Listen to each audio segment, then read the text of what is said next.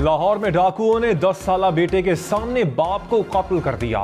Police के मुताबिक मांगा मंडी के इलाके में 2 डाकुओं ने मोटरसाइकिल सवार बाप बेटे को रोका, मज़ाहमत पर फायरिंग कर दी। गोली लगने से बाप मौके पर दम तोड़ गया। 10 साला बेटा महफूज रहा।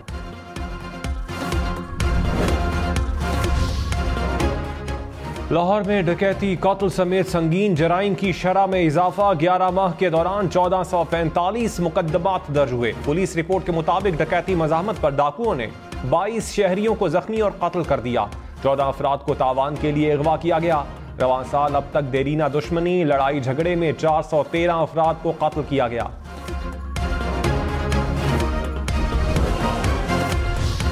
कराची पुलिस के एहलकार डकैती के बाद अगवा की वारदातों में भी मुलव्विस निकले। पुलिस की स्टील टाउन में कार्रवाई, कहा अगवा बराए तावान में मुलव्विस 2 एहलकारों समेत 3 मुलजिम गिरफ्तार किए। हुक्काम के मुताबिक शहरी के अहल खाना से रिहाई के एवज 29 लाख रुपए तावान वसूल किया। मुलजिमान से अगवा में इस्तेमाल की गई कार भी बरामद कर ली गई।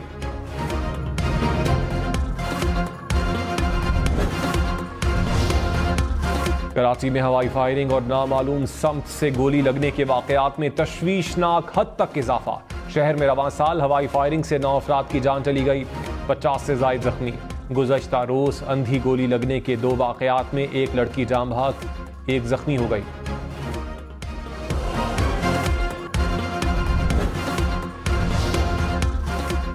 तलास में बस पर दहशतगर्दों के हमले में जान बहक होने वाले 9 अफराद आबाई इलाके में सुपुर्द खाक। गिलगित से रावलपिंडी जाने वाली बस पर जल्लास में दहशतगर्दों ने फायरिंग की। बस बेकाबू होकर ट्रक से टकरा गई। 9 अफराद जान बहक, 27 जख्मी हुए। गिलगित बल्तिस्तान हुकूमत का जान बहक अफराद के लवाहिकीन को 10-10 लाख रुपए देने का ऐलान। जख्मी अफराद को 3 से 5 लाख रुपए दिए जाएंगे।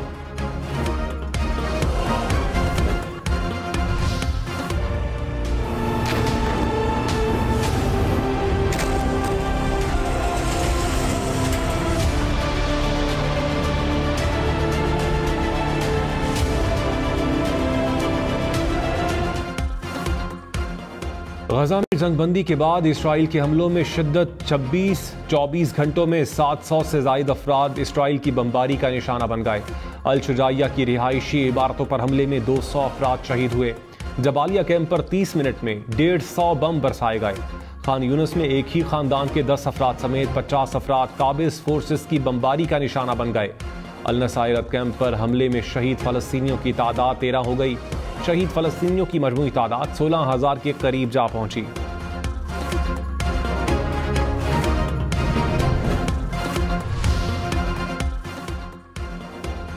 गजा में इस्राइली फोर्सेस चुन चुन कर नामवर शख्सियात को निशाना बनाने लगी। अल फालूजा की रिहायशी इमारत पर फजाई हमले में साइंसदान डॉक्टर सुफियान को खानदान समेत शहीद किया गया। डॉक्टर सुफियान गजा की सबसे बड़ी इस्लामिक यूनिवर्सिटी ऑफ गजा के सदर थे। गजा खंडर बन गया। रिहायशी इमारतें, स्कूल, अस्पताल, मार्केटें सब मलबे का ढेर बन गई। आलमी इदारे सेहत ने गजा की सूरत हाल को इंतहाई तशवीशनाक करार दे दिया। कहा गजा के अस्पतालों की सूरत हाल नाकाबिले तसव्वुर है। जनूबी गजा में अल नसर अस्पताल के हालात नाकिस से भी बदतर हैं। अस्पताल में गुंजाइश से 3 गुना जायद मरीज मौजूद हैं। गजा में फौरी जंगबंदी का मुतालबा।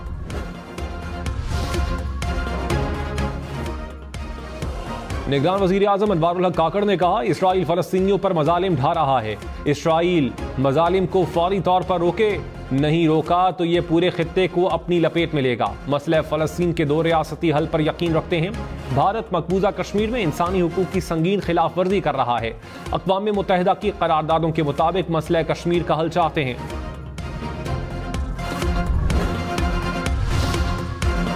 शहबाज शरीफ ने कहा नवाज शरीफ के खिलाफ हर साजिश को कुचल दूंगा। जो नवाज शरीफ कहेंगे वही करूंगा। जहां से टिकट देंगे वहां से इलेक्शन लड़ूंगा। सियासी इस्तेहकाम से ही मसाइल हल होंगे। नून लीग इलेक्शन नहीं, अवाम और माशी मफादात की जंग लड़ने जा रही है। महंगाई और माशी बदहाली को शिकस्त देनी है। गालियों और किरदार कुशी के हथकंडों में कीमती वक्त बर्बाद किया गया। 4 साल तबाही का स्याह दौर ना आता, महंगाई और माशी बदहाली का बुरा वक्त ना आता। शहबाज शरीफ की पार्टी रहनुमाओं से मुलाकात, इंतखाबात समेत मुल्क की माशी सूरत हाल पर तबादला ख्याल।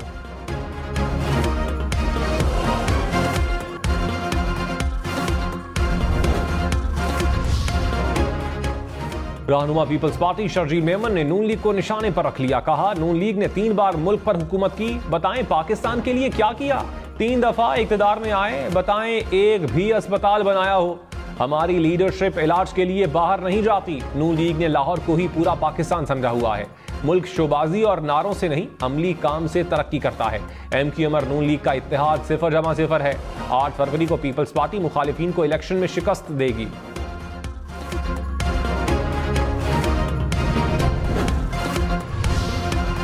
ख्वाजा आसिफ की PTI के नौ मुंतखब चेयरमैन पर तनकीद। कहा, 14 साल तक गौहर खान के कायद आसिफ जरदारी रहे। साबिक चेयरमैन PTI ने कुर्सी जरदारी साहब के हीरे को दे दी। अपनी गैर हाजिरी में अपने पुराने साथियों पर एतबार करने को तैयार नहीं। सारी उम्र धोखे देने वाले के लिए दूसरों पर एतबार मुश्किल होता है। PTI के रहनुमा और वर्कर्स के लिए शर्म और हया का मकाम है।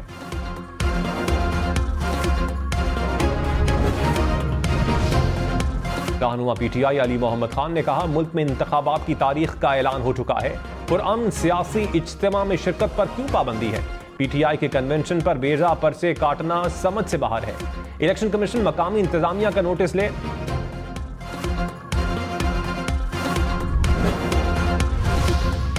पाकिस्तान ने सिफारती सतह पर भारत को शिकस्त दे दी। पाकिस्तान भारत को हराकर अक़वाम मुत्तहिदा यूनेस्को का वाइस चेयरमैन मुंतखब। पाकिस्तान को 38 ममालिक ने वोट दिया, भारत को 18 वोट मिले। इंतखाब अक़वाम मुत्तहिदा में पाकिस्तान की देरीना हिमायत और तामीरी किरदार का बेहतरीन सबूत है। निगरान वज़ीर इत्तलात मुर्तज़ा सुलंगी ने कहा, पाकिस्तान और सऊदी अरब का सरमायाकारी के तरीकों पर इत्तफाक हो गया। खलीज ताउन काउंसिल से आज़ाद तिजारती मुआहिदे की तौसीक की राह हमवार हो गई। आज़ाद तिजारत का मुआहिदा 19 साल से इल्तिवा का शिकार था। मंजूरी के बाद गुज़श्ता 15 बरस में किसी मुल्क से होने वाला पहला मुआहिदा होगा। मौलाना फजलुर रहमान ने कहा, इख्तलाफात में शिद्दत को नहीं नरमी को फरोग देना है। तासुब हो तो ताकत मिलने पर इंसाफ के बजाय हक तलफी की जाती है। लोगों को शाइस्ता अंदाज के साथ बुलाना चाहिए। कोई फितना खड़ा हो जाए तो खड़ा होना फर्ज है। साहिब इक़्तिदार को मुल्क के हर शहरी के हक का तहफ़्फ़ुज़ करना है। हुकूमत में आने के बाद हर शख्स का मुझ पर हक होगा।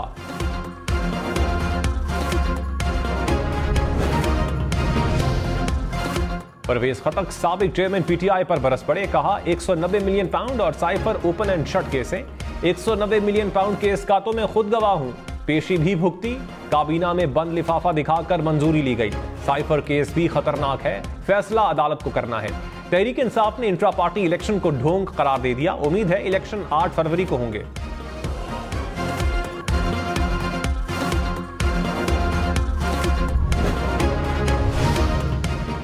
अवामी नेशनल पार्टी का पेशावर में वर्कर्स कन्वेंशन। एमल वली खान ने कहा, सियासतदान कुर्सी के लिए अपना नजरिया बदल रहे हैं। परवेज खटक ने कुर्सी के लिए तमाम जमातें देखी, मजे लेने के बाद दूसरी पार्टी बना ली। आइन के रास्ते पर हमारी जदोजहद जारी रहेगी। खैबर पख्तूनख्वा में सिर्फ ANP की इलेक्शन के लिए तैयारियां मुकम्मल हैं।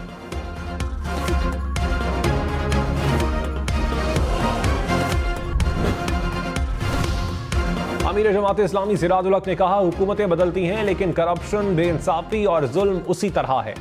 सियासी जमातों के नाम, झंडे बदले लेकिन अवाम के मसाइल वैसे ही हैं। पेट्रोल, गैस, बिजली की कीमतों से एक वक्त का खाना मुश्किल हो गया। आइंदा इलेक्शन लाडले और सुपर लाडले के दरमियान नहीं होगा। नौजवान इस निजाम से छुटकारे के लिए जिद्दोजहद करेंगे।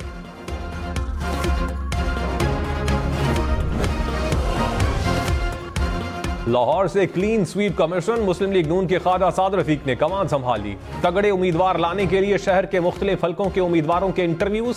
कौमी असम्बली के 2 और सूबाई असम्बली के 4 हलकों से इंटरव्यूज किए गए। साद रफीक नाम शॉर्टलिस्ट करके मरकजी पार्लिमानी बोर्ड को भिजवाएंगे।